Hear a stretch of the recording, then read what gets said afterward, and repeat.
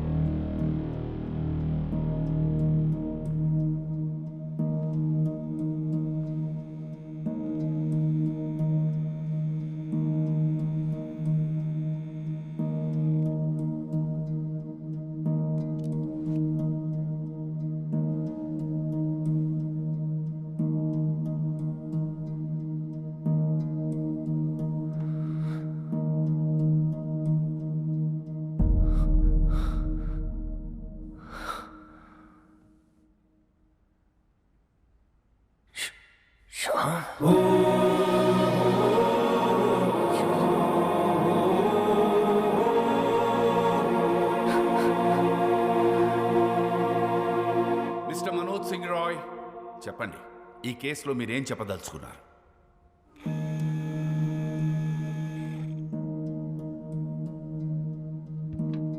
వాసుదేవే శ్యామ్ సింగ్ రాయ్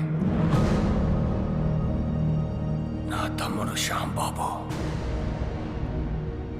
తిరిగి వాసుగా జన్మించాడని నేను నమ్ముతున్నాను, పూర్తిగా నమ్ముతున్నాను.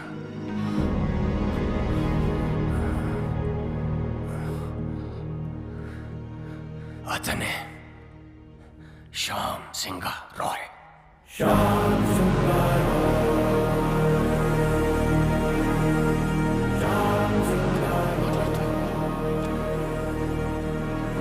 Silence in the court, please. Please, thank you. Pardon me, Your Honor. Mr. Roy, వాసుదేవే Shyam Singh Roy అని 45 years బ్యాక్ మీ తమ్ముడు చనిపోయాడే, వాడు ఇప్పుడు మళ్ళీ తిరిగి పుట్టాడని 85 years ఉన్న మీరు చెప్తున్నారు, మీరు నమ్ముతున్నారు. ఫైన్.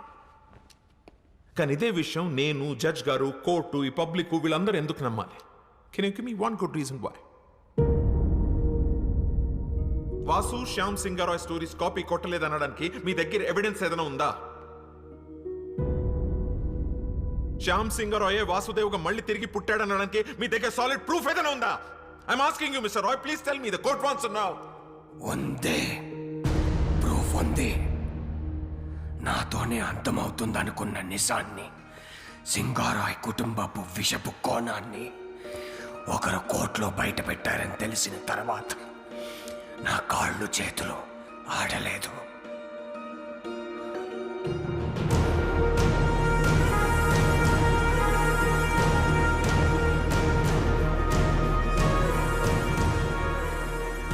పబ్లిష్ అయిన పుస్తకాలని, అందులో కథలను ఎవరైనా కాపీ కొట్టగలరు.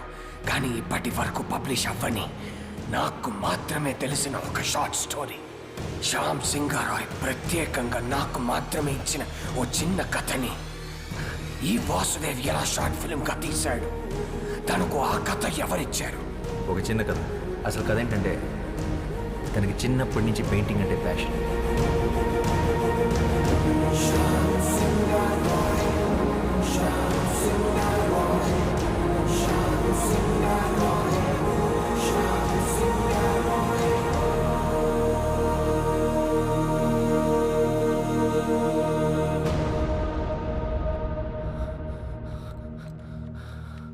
శ్యామ్ తన స్వదస్తురితో నాకు మాత్రమే ఇచ్చిన ఈ కథ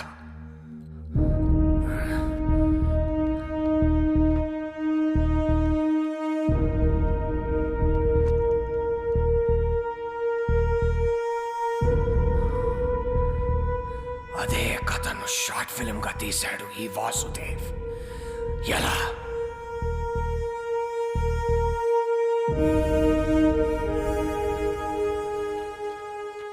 as chairman of SR publishers నేను ఈ కేసుని విత్డ్రా చేసుకుంటున్నాను.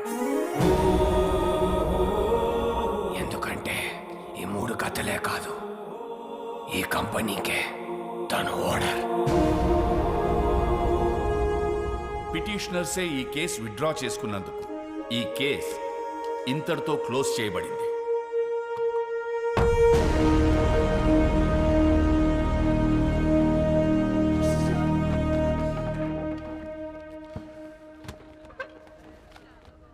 నేను ఓడిపోలేదు కానీ నువ్వు గెలిచావు. Good job. I'll see you in court again. All the best.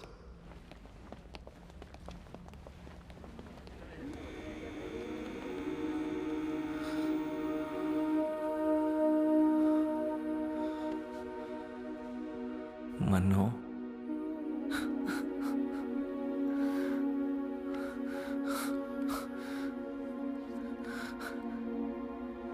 నన్ను క్షమించరా శ్యాంబాబు, నేనే నిన్ను చంపుకున్నాను. అన్నయ్యలు అంత పని చేస్తారని నిజంగా నాకు ఆ రోజు తెలియదురా. కానీ నువ్వు మొండోడివిరా, అందుకే మళ్ళీ జన్మించావు.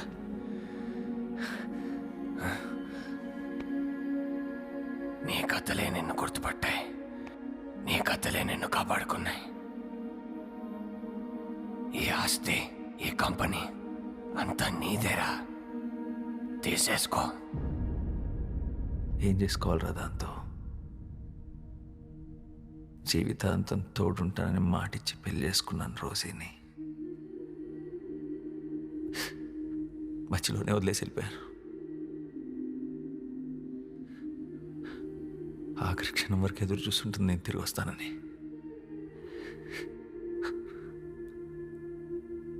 మళ్ళీ ఎందుకు పుట్టాను కూడా అర్థం కావట్లేదురా.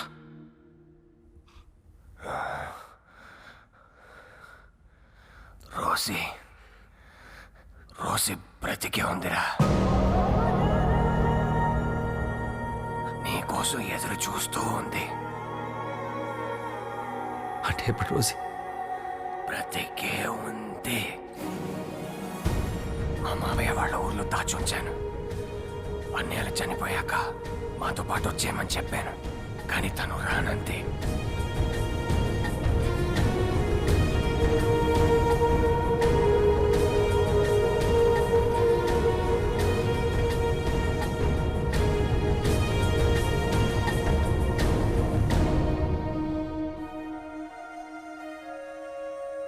తన సంకల్పం గొప్పదిరా, అందుకే నువ్వు మళ్ళీ జన్మించావు. ఇది నీతో చెప్పడానికే నేను ఇంకా బ్రతుకున్నాను అనుకుంటా.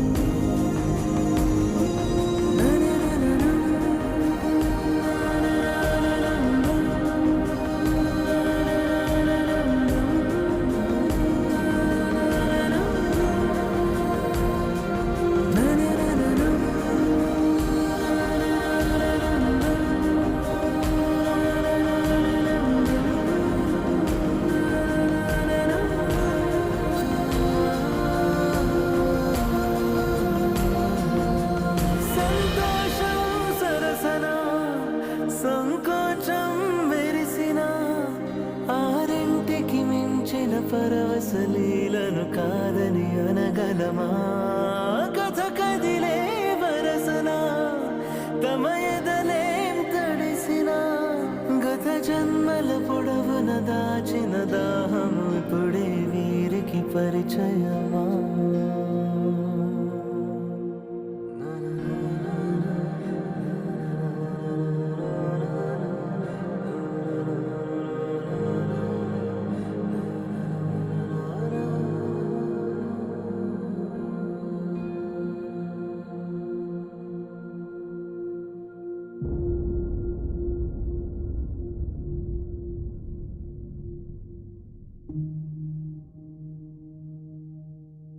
ఇలా ఒక అమావాస్య రోజు నీ ఒడిలో పడుకొని నిన్నే చూస్తూ మా మీద చిరునవ్వుతూ చనిపోవాలనుంది.